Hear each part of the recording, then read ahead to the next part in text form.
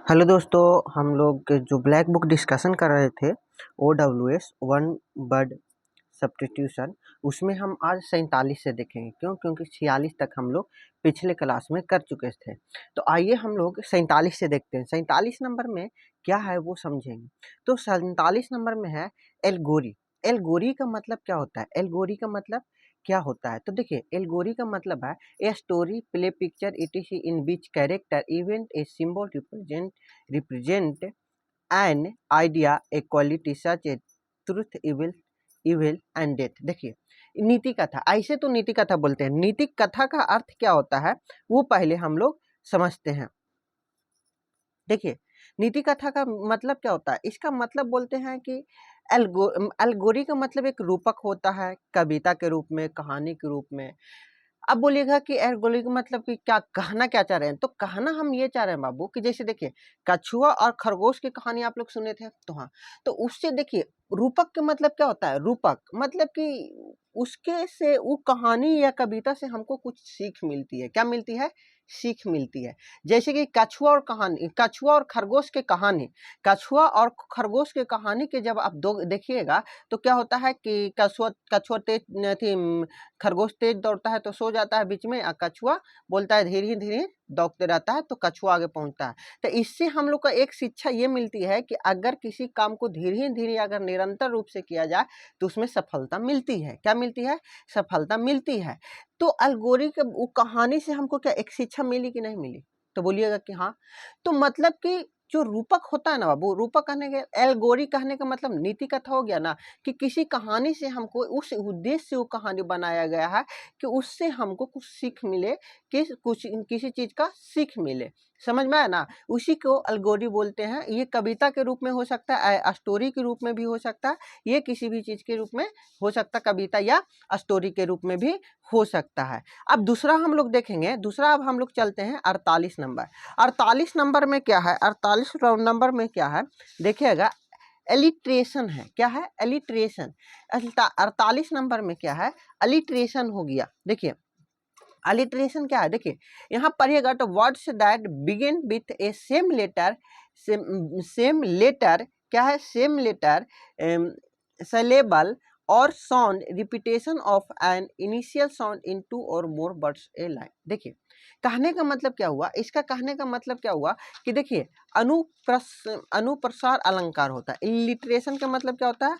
अनुप्रसार अलंकार होता है। कहने का मतलब क्या हुआ कि देखिए, कह रहा है ना कि एक साउंड, क्या कह रहा है कि एक साउंड एक लाइन में अनेक बार रिपीट हो, एक से दो बार रिपीट हो, तो उसी को हम लोग क्या बोलते हैं? अलिट्रेशन बोलते हैं। जैसे देखिए, अगर जैसे हम एक एग्जांपल ले इसमें, तो एग्जांपल लेते हैं, अलिट्रेशन का एग्जांपल ले रहे हैं, 48 नंबर का एग्जांपल ले रहे हैं। किसका एग्जांपल ले रहे हैं बाबू? 48 नंबर का एग्जांपल ले रहे हैं। देखिएगा, 48 नंबर का एग्जांपल ले रहे हैं। जैसे कि हम ले लिए मेड मिलोब, मेड मिलोब म्यूजिक विथ विथ मेड मिलोड music with new microphone, new microphone. Suppose that ये एग्जांपल है बाबू। तो देखिए, M M M M repeat हो रहा है कि नहीं? तो बोलिएगा कि हाँ सर रिपीट हो रहा है कि नहीं हो रहा है? यहाँ पे मेड में भी एम आ रहा है। मतलब एक साउंड बार बार, दो से अधिक बार रिपीट हो तो उसी को एलिट्रेशन बोलते हैं, और हिंदी में उसको अनुप्रसार अलंकार बोलते हैं। क्या बोलते हैं? अनुप्रसार अलंकार बोलते हैं। जैसे देखिए, एम एम एम, मतलब ये क्या हो गया? इसमें बोलेंगे कि अनुप्रसार अलंकार है, यानी कि एलिट्रेशन है। क्या है बाबू? अलिट्रेशन है। क्या है? अलिट्रेशन है। इसको क्या बोलेंगे? कि एलिट्रेशन है। क्या है? एलिट्रेशन है। समझ में आया ना? क्या है बाबू? अलिट्रेशन है। चाहे तो एक और ले लीजिए। एक और एग्जांपल में अगर हम ले लेते हैं तो लिख सकते हैं, seven sister, seven sister soundly on the stand, stand. देखिए, एस एस एस एस, देख रहे हैं ना, एस एस एस मतलब कि एस का जो साउंड है मोर देन 2 टाइम रिपीट हुआ है, क्या हुआ है, रिपीटेशन हुआ, तो ये भी क्या कहलाएगा, एलिट्रेशन कहलाएगा, क्या कहलाएगा, एलिट्रेशन कहलाएगा। समझ में आया ना, क्या कहलाएगा, एलिट्रेशन कहलाएगा। आई होप आप लोग समझ गए होंगे एलिट्रेशन किसको कहते हैं जो। अब देखिए एलिट्रेशन ये हो गया, ये हो गया, एलिट्रेशन हो गया।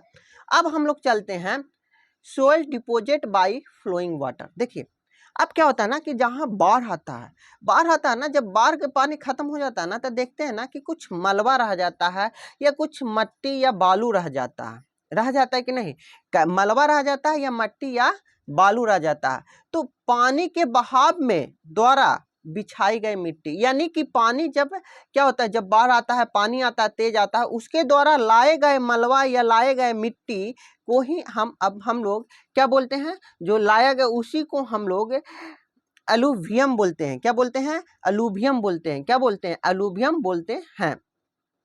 क्या बोलते हैं, अलूवियम। अलूवियम मतलब यहाँ पे देखिए यहीं से पता चलता है, soil deposit, soil deposit, deposit मतलब क्या होता है, डिपोजिट किया गया मतलब कि डालना या लाना, बाय फ्लोइंग वाटर मतलब बहते हुए पानी से लाए गए मिट्टी को, पानी के बहाव द्वारा बिछाई गई मिट्टी एलुवियम कहते हैं। समझ में आया ना, क्या कहते हैं, एलुवियम कहते हैं। एलुवियम का मतलब ये होता है कि जो आप हम लोग देखते हैं जब बाढ़ उड़ाता है बाबू, तो बाढ़ उड़ाता है तो उसके द्वारा ना मट्टी या बालू आता है या मलबा आता है, उसी को अलुवियम भी हम लोग बोलते हैं। क्या बोलते हैं, अलुवियम बोलते हैं। अब देखिए नेक्स्ट हम लोग चलेंगे, तो नेक्स्ट में हम लोग चलेंगे 50 नंबर में। 50 नंबर में क्या है, अल्मा मटर। अल्मा मटर देखिए क्या है, अल्मा मटर कहने का मतलब क्या हुआ, अल्मा मटर कहने का मतलब ये हुआ कि जहां हम लोग शिक्षा पाए हैं, जैसे आप हो गए, हम हो गए, कहीं ना कहीं हम लोग क्या पढ़े होंगे, कोई ना कोई स्कूल में कॉलेजेस में पढ़े होंगे। हाँ, तो जहां हम लोग पढ़े, जो संस्था में पढ़े, उसको अब हम लोग बोलेंगे कि ये मेरा अल्मा माटर है। क्या है, अल्मा माटर है, यानी कि यहाँ हम पहले पढ़े थे, अपना शिक्षण ग्रहण किए थे। द स्कूल और कॉलेज, देखिए यहाँ पे साफ लिखा हुआ, द स्कूल और college in which one has been educated, जहाँ हम लोग शिक्षा प्राप्त की थी उसको हम लोग अल्मा माटर बोलते हैं। क्या बोलते हैं, अल्मा माटर बोलते हैं। क्या बोलते हैं, अल्मा माटर बोलते हैं। जो वैसा स्कूल या कोचिंग संस्थान जहाँ हम लोग अपना एजुकेशन कंप्लीट किया था। अब देखिए ये भी समझ में हो गया अल्मा माटर किसको बोलते हैं। अब एक कॉमन नंबर देखिए, अब एक कॉमन नंबर क्या है, माउंटेन क्लाइंबिंग। माउंटेन क्लाइंबिंग, देखिए माउंटेन क्लाइंबिंग क्या होता है जो समझिए पहले। तो माउंटेन क्लाइंबिंग को, माउंटेन क्लाइंबिंग मतलब जो माउंटेन को चढ़ रहा है, मतलब कि क्या पर चढ़ रहा है, माउंटेन पर चढ़ रहा है, मतलब कि कहने का मतलब हो गया कि वह पहाड़ पर चढ़ रहा है। कहाँ चढ़ रहा है बाबू, पहाड़ पे चढ़ रहा है, तो उसको क्या बोलेंगे, अल्पनीज में बोलेंगे। क्या बोलेंगे, अल्पनीज में बोलेंगे। अल्पनीज में, अल्पनीज मतलब क्या होता है, पर्वतरोहण। जो अरे पहाड़ उहाड़ पर चढ़ता नहीं है जी, चढ़ते रहता है ना, माउंट क्लाइंबिंग करता है वो सब, तो उसी को हम लोग पर्वतरोहण बोलते हैं। क्या बोलते हैं, पर्वतरोहण बोलते हैं। ए टेबल और flat surface where offering are made to a deity, deity, deity, deity मतलब होता है देवता।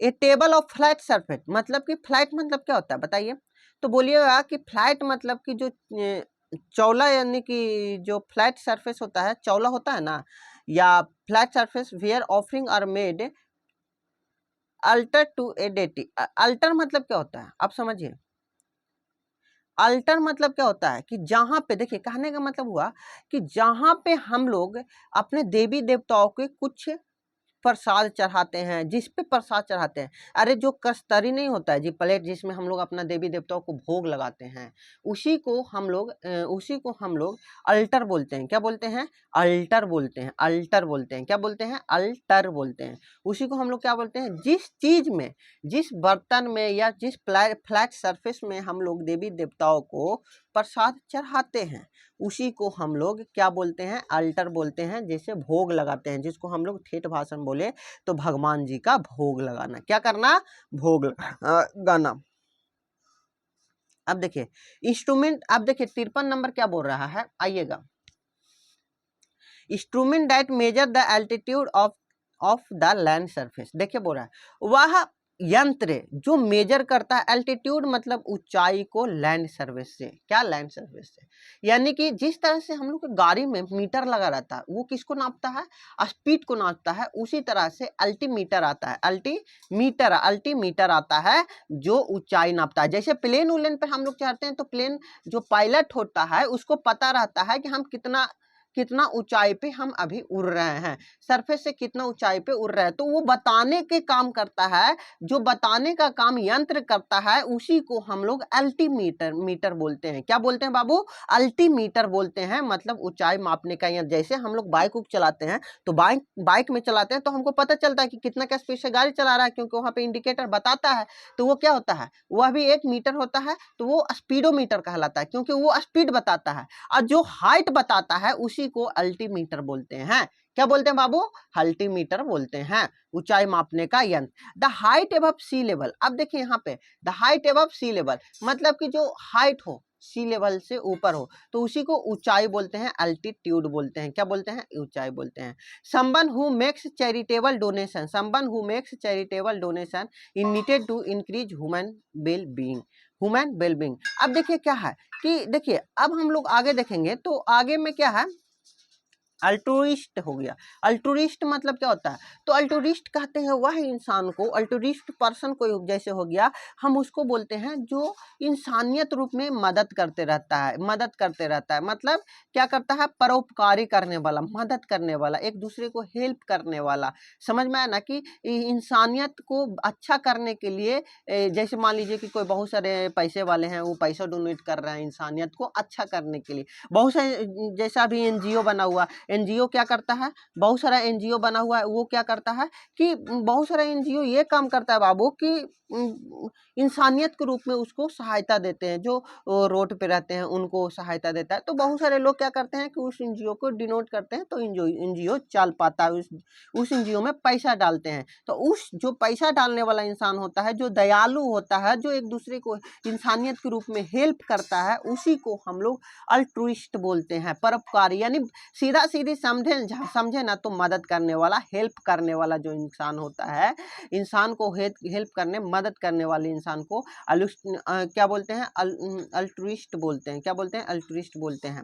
अब देखिएगा, अब देखिए अभी अल्मा माटर पढ़े हैं, अल्मा माटर का है एक ये है, देखिए ए farmer student of A school, college और यूनिवर्सिटी। देखिए इसका हम बोल सकते हैं कि साइनो इसको भी बोल सकते हैं कि ये फॉर्मर स्टूडेंट मतलब कि जो भूतपूर्व, देखिए ए फॉर्मर, यहाँ से देखिएगा, ए farmer student of A school और कॉलेज यूनिवर्सिटी, इसको हम क्या बोलते हैं, अलमनस होता है। अलमनस मतलब क्या होता है, भूतपूर्व क्या होता है, भूतपूर्व छात्र होता है। भूतपूर्व छात्र मतलब कि हम कहने का मतलब क्या हुआ कि जहाँ आप जिस कॉलेज या यूनिवर्सिटी के पहले स्टूडेंट रह चुके हैं, वो आपका अब क्या कहलाएगा, तो अब वो क्या कहलाएगा, अलमनस बोला जाएगा, अलमनस बोला जाएगा। क्या बोला जाएगा, अलमनस बोला जाएगा। क्या बोलेंगे उसको, अलमनस बोलेंगे, भूतपूर्व छात्र बोलेंगे, अलमनस बोलेंगे, भूतपूर्व छात्र बोलेंगे। क्या बोलेंगे, अलमनस भूतपूर्व छात्र बोलेंगे, अलमनस बोलेंगे, भूतपूर्व छात्र बोलेंगे। क्या बोलेंगे उसको, अलमनस बोलेंगे, भूतपूर्व छात्र बोलेंगे। क्या बोलेंगे कि हम अब इस यूनिवर्सिटी के भूतपूर्व छात्र हैं। या फिर हम जैसे एक एग्जाम्पल ले लेते हैं, एक एग्जाम्पल लेके भी हम लोग समझ सकते हैं। अब जैसे एक एग्जाम्पल क्या लेते हैं, आइए बाबू, अलमनस का एक एग्जाम्पल लेते हैं। आइए हम लोग अलमनस का एक एग्जाम्पल लेते हैं, समझेंगे एग्जाम्पल। देखिए अलमनस, जो अलमनस है हम लोग का, देखिएगा अलमनस का हम लोग एग्जाम्पल लेते हैं। अलमनस का एग्जाम्पल लेते हैं क्या कि माय फादर, यहाँ पे लिख सकते हैं my father was N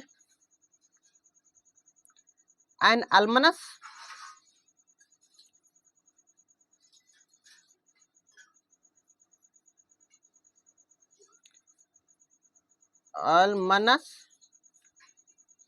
of the PU Patna university, PU। My father alumnus of the Patna university, मेरे पिताजी पटना यूनिवर्सिटी के भूतपूर्व स्टूडेंट थे, भूतपूर्व छात्र थे। क्या थे? भूतपूर्व छात्र थे। पहले वो मेरे पिताजी कहाँ पढ़ते थे बाबू? तो पटना यूनिवर्सिटी में शिक्षा प्राप्त किए। तो उनके लिए पाटलिपुत्र पटना यूनिवर्सिटी अल्मनस हो गया। माय फादर वाज एन अल्मनस, मेरे पापा एक भूतपूर्व छात्र हैं। कौन सा यूनिवर्सिटी के? तो पटना यूनिवर्सिटी का ये एग्जाम्पल हुआ। समझ में आया? अब आगे हम लोग देखते हैं। अल्मनस हो गया आपको। अब आइए, अल्मनस हो गया। आज ये एक पेज करवा के हम लोग खत्म करेंगे। तो पहले अल्मनस हो गया। अब हम लोग 57 में चलते हैं। 57 में हम लोग देखेंगे कि क्या है 57 में। तो देखिए, one who plays for pleasure rather than as a rather than as a profession, a person who is neither well experienced nor profession, a non-professional who is inept at a particular activity। देखिए, कहने का मतलब क्या हुआ? कहने का मतलब क्या हुआ? अब देखिए, इनेप्ट मतलब क्या हो गया? अयोग्य। क्या हो गया? अयोग्य। इसको अमेचर बोलते हैं। अब देखिए, ये अमेचर, इसका अर्थ क्या हुआ? मतलब क्या हुआ? इमेचर का अर्थ क्या हुआ? इसका मतलब क्या हुआ? हम लोग समझेंगे कि इमेचर का अर्थ क्या होता है, मतलब क्या होता है। तो हम लोग आइए इमेचर का अर्थ और मतलब भी समझते हैं। इमेचर मतलब होता क्या है? इमेचर मतलब शौकीनी व्यक्ति। शौकीनी व्यक्ति का कहने का मतलब क्या हुआ जी? तो शौकीनी व्यक्ति को कहने का मतलब हुआ कि जिसको कुछ नॉलेज नहीं है। मान लीजिए कि कोई का स्कूल है, ठीक ना, किसी का स्कूल है, किसी का पिताजी का स्कूल है, ठीक ना, वो उसका अपना स्कूल है। अब बेटा को कुछ ज्ञान वान है ही नहीं और शौक है उसको पढ़ाने का। वो पापा के बल पे आके कोई क्लास में घुस के पढ़ाने लगा, क्योंकि उसी का स्कूल है तो वो आके पढ़ाने लगा। तो उसी को हम लोग बोलेंगे शौकीनी व्यक्ति। कुछ आइलो गेलो कुछ है ये ना, अब आके पढ़ावे लगा। क्यों? क्योंकि उसके पापा जी का ही स्कूल है, इसलिए वो आके पढ़ा रहा है, तो बोला गया शौकीनी व्यक्ति। मतलब उसके ना कुछ। देखिए, बोल रहा है वन हु प्ले, मतलब कि वह काम कर रहा है। प्रेजर मतलब कि अपना संतुष्टि के लिए। Rather than as a profession, ना कि अपना प्रोफेशन, उसका काम नहीं है। ना उसके पास a person who has neither experience nor profession, ना उसके पास एक्सपीरियंस है। नॉन प्रोफेशनल हु इनेप्ट, उसके पास योग्यता की कमी है। समझ में आया ना? योग्यता की कमी है उसके पास, वो अयोग्य है, योग्य नहीं है। समझ में आया ना? तो उसी को अमेचर बोलते हैं, जो शौकीनी व्यक्ति हो। अब आइएगा, अब 58 नंबर देखेंगे। 58 नंबर को हम लोग देखेंगे। 58, fair of riding in A car, जिसको गाड़ी घोड़ा से डर लगता हो, जिसको गाड़ी चलाने में डर लगता हो या गाड़ी घोड़ा से डर लगता हो, उसी को मैक्सोफोबिया बोलते हैं। हम आपको पहले भी बताएं, जिसके साथ फोबिया लगा रहे वो डर ही का, कुछ ना कुछ डर का होता है। मैक्सोफोबिया, वाहनों का डर, जिसको गाड़ी मोटर से डर लगता हो उसी को मैक्सोफोबिया बोलते हैं। 59 में बोलेंगे, देखेंगे, a diplomatic representative in another country. देखिए कि एक राजनीतिक रिप्रेजेंटेटिव है इन अनदर कंट्री, जिसको हम लोग अम्बेसडर बोलते हैं, राजदूत बोलते हैं या राजनायक भी बोलते हैं। जो हर एक देश का, जैसे कि एम्बेसी होता है हम लोग का, जैसे कि हम लोग का हर एक देश में यूएसए हो गया, कनाडा हो गया, हर एक जगह एम्बेसी होता है। उसमें एम्बेसी में जो अधिकारी होते हैं उसी को हम लोग राजदूत बोलते हैं। क्या होता है? राजदूत होता है। अब जैसे कि मान लीजिए कि राजदूत होता क्यों हो? तो राजदूत इसलिए होता है कि मान लीजिए कि जैसे कि कुछ दिन पहले का घटना है, कनाडा के प्रधानमंत्री अथी लिए थे, क्या बोलते हैं, एक स्टेटमेंट दिए थे। एक वहाँ का जो खालिस्तानी आतंकवादी मारा गया था, तो इंडिया के खिलाफ वहाँ के संसद में वो स्पीच दिए थे। तो इंडिया सरकार किसको तलब किया था? तो वहाँ के अम्बेसडर को। वहाँ के अम्बेसडर जो दिल्ली में है ना, राजनायक हैं, उनको कहकर अपना आपत्ति जताए थे कि नहीं जताए थे कि बाबू देखो तुम्हारा देश ऐसा ऐसा कर रहा है, अपना सरकार को तुम तलब करो कि इंडिया इसके विरुद्ध है, ऐसा ना करें, इंडिया का गलत इमेज ना ही करें। तो वो हर एक देश में राजधानी में, कैपिटल में एम्बेसडर होते हैं। जो बड़े बड़े देश होते हैं एक दूसरे से रिलेशन के बारे में या राजनीति के बारे में चर्चा करते हैं, उसी को एम्बेसडर बोलते हैं। हम लोग क्या बोलते हैं? एम्बेसडर बोलते हैं, राजदूत बोलते हैं या राजनायक बोलते हैं। अब आइए हम लोग 60 नंबर पर देखेंगे। 60 नंबर क्या बोलते हैं? Able to use the left hand and right hand equally well, जिसका दोनों हाथ अच्छा हो। कहने का मतलब क्या हो? जो दोनों हाथ को अच्छा से यूज कर रहा हो उसी को अम्बाइडेक्स्ट्रस बोलते हैं। क्या बोलते हैं? अम्बाइडेक्स्ट्रस बोलते हैं। क्या बोलते हैं? अम्बाइडेक्स्टर बोलते हैं। जो दोनों हाथों को यूज कर रहा है उसी को अम्बाइडेक्स्ट्रस बोलते हैं। एम्बाइडेक्स्ट्रस बोलते हैं, उभयहस्त बोलते हैं, एम्बाइडेक्स्ट्रस बोलते हैं, क्या बोलते हैं, एम्बाइडेक्स्ट्रस बोलते हैं, उभयहस्त बोलते हैं। अब हम लोग आएंगे 61 नंबर, एम्बिगियस होता है, एम्बिगियस, बिगियस हो गया, एम्बिगियस हो गया। एम्बिगियस कहने का मतलब क्या होता है, एम्बिगियस कहने का मतलब क्या होता है, एम्बिगियस कहते किसको ये समझिएगा। देखिए, capable of being understood in neither of two और more possible sense and therefore not different. देखिए, कोई मान लीजिए एक सेंटेंस ले लिया बाबू, मान लीजिए कोई एक सेंटेंस है जो स्पष्ट रूप से किसी को नहीं कुछ नहीं समझा पा रहा है, उसका 2 से 3 अर्थ निकल जा रहा है, उसी को अम्बेगियस बोलते हैं। क्या बोलते हैं, अम्बेगियस बोलते हैं। जिसका एक से अधिक अर्थ निकल रहा हो, क्या हो, अर्थ निकल रहा हो। कोई ऐसा वर्ड है, शब्द है, वैसा शब्द को हम लोग अर्थ नहीं समझ पा रहे हैं। बहुत सारा ऐसा ऐसा शब्द रहता है जिसका एक से अधिक अर्थ निकलता है कि ये भी हो सकता है, ये भी हो सकता है, लेकिन स्पष्ट नहीं होता है, उसी को बोलते हैं अस्पष्ट होना, संदिग्धार्थी होना, संदिग्धार्थी होना, संदिग्धार्थी होना, संदिग्धार्थी होना, अस्पष्ट होना, उसी को अम्बेगियस बोलते हैं। मतलब कि कोई भी सेंटेंस हो या फिर क्या हो, वर्ड हो, उसको अम्बेगियस वर्ड हो सकता है, अम्बेगियस सेंटेंस हो सकते हैं जिससे स्पष्ट रूप से नहीं बताया गया है। समझ में आया ना। अब हम लोग आगे, अगर हम लोग आगे देखते हैं तो आगे हो रहा है 62 नंबर, इसको हम लोग बोलते हैं एमबी, हम एमबी वैलेंट बोलते हैं, एमबी वैलेंट बोलते हैं। एमबी वैलेंट मतलब क्या होता है, एमबी वैलेंट बोलते हैं, एमबी एमबी वैलेंट बोलते हैं, एमबी वैलेंट बोलते हैं। एमबी वैलेंट मतलब क्या होता है, एमबी वैलेंट, एमबी वैलेंट मतलब क्या होता है, वैलेंट मतलब क्या होता है, एमबी वैलेंट मतलब क्या होता है पहले देखेंगे। Having showing good and bad feeling. देखिए, जो है ना कि वैसा इंसान को बोलते हैं एम्बिवैलेंट कि जो क्लियर नहीं हो किसी टॉपिक पे। मतलब क्लियर नहीं हो कहने का मतलब क्या हो, क्लियर नहीं हो कहने का मतलब क्या हो बाबू, क्लियर कहने का मतलब कि अगर मान लीजिए कि जो क्लियर ना हो, क्लियर नहीं हो मतलब कि चीज के मतलब मान लीजिए आप सपोज डेट आप 10th पास हुए, ठीक ना। अब उसका आपको उतना अच्छा नंबर नहीं आया, आप मान लीजिए कि आप 10th पास किए, आपका उतना अच्छा नंबर नहीं आया, आप ये संचय में हैं कि आर्ट्स ले या साइंस ले। क्या हो गया कि आर्ट्स ले या साइंस ले, आपका कोई, आप क्लियर नहीं है। क्या है, आप क्लियर नहीं है कि हम साइंस लें या फिर आर्ट्स लें, आप संचय में हैं। या जो इंसान किसी टॉपिक पे संचय में हो, जो क्लियरनेस जिसके पास नहीं हो, उसी को हम लोग एम्बिवैलेंट बोलते हैं, एम्बिवैलेंट बोलते हैं। क्या बोलते हैं, एम्बिवैलेंट बोलते हैं। जैसे आप बोले, हम अभी एग्जांपल दिए कि जैसे आप 10th पास किए, अब आपको पता ही नहीं चल रहा है बाबू कि आपका मीडियम नंबर आया, अब आपको पता ही नहीं चल रहा है कि आप हम आर्ट्स लें कि आप साइंस लें। मतलब आपका दिमाग ये कर रहा है कि आपको गुड भी सोच रहे हैं, बैड फीलिंग भी है, दोनों फीलिंग है उसके लिए। तो आप यहाँ पे एम्बिवैलेंट कहलाइएगा। क्या कहलाइएगा, एम्बिवैलेंट कहलाइएगा। समझ में आया ना। अब देखिए आगे हम लोग चलेंगे, आगे है 63 number, one who have qualities like shyness and openness at a same time. तो इसको बोलते हैं एम्बिवर्ट। एम्बिवर्ट मतलब क्या होता है, वह इंसान जो ज्यादा किसी को अपना फीलिंग शेयर ना करता हो, ना ज्यादा किसी के सामने ज्यादा उतना बोलता है। जैसे हम लोग क्या है, तो हम लोग क्या है ना, बाहीमुखी हैं। मतलब कि जो बोलते हैं ना, क्या बोलते हैं, मुंह फट है, हर सबके सामने सब कुछ बोल देते हैं, तो उसको क्या बोलते हैं, मुंह फट है। एक अंतर्मुखी होता है जो कुछ नहीं बोलेगा, एकदम शांत रहेगा, अपना बारे में ना किसी के बारे में, एकदम चुपचाप, किसी को अपना बारे में ना शेयर करेगा, उसको बोलते हैं कि शर्मीला, किसी से कुछ नहीं बोलता, उसे अंतर्मुखी बोलते हैं, अंतर्मुखी बोलते हैं। समझिएगा, उसको अंतर्मुखी बोलते हैं। और जो ज्यादा बोला होता है उसको बाहीमुखी बोलते हैं। क्या बोलते हैं, बाहीमुखी बोलते हैं। अब क्या बोलते हैं उसको, बाहीमुखी बोलते हैं, या अंतर्मुखी और बाहीमुखी दोनों बोलते हैं उसको। समझ में आया ना। तो एक अंतर्मुखी होता है, एक बाहीमुखी होता है। तो अंतर्मुखी उसको बोलते हैं बाबू जो नहीं बोलता है, और बाहीमुखी उसको बोलते हैं जो क्या करता है, बहुत ज्यादा बोलता है।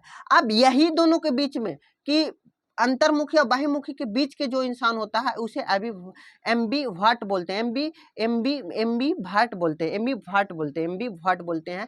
कहने का मतलब कि वह इंसान जो क्या करता है ना बाबू, देखिए वह इंसान जो कुछ शेयर कर देता है, बहुत कम बोलता है, मतलब बोलता है, ऐसा बात नहीं है कि एकदम अंतर्मुखी है, एकदम में नहीं बोलता है, एकदम लजाता है।